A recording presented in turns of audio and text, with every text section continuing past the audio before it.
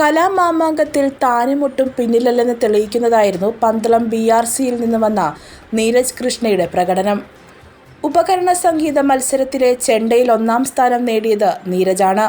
ശബ്ദ കോലാഹലങ്ങൾക്കിടയിൽ കുളനട പ്രീമിയം കഫേയുടെ 2ാം വേദി പെട്ടെന്നാണ് നിശബ്ദമായത്.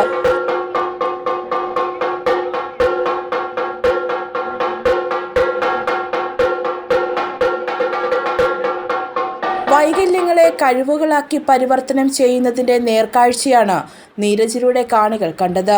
അധ്യാപിക മെറിൻ ഷാജിയാണ് നീരജിനെ അഭ്യസിപ്പിക്കുന്നത്. ആദ്യം തടിയിലായിരുന്നു പരിശീലനം. നീണ്ട കാലത്തെ പരിശ്രമങ്ങൾക്കൊടുവിലാണ് ഉപകരണ സംഗീതം ചെണ്ടയിൽ 1-ാം സ്ഥാനം നേടിയത്.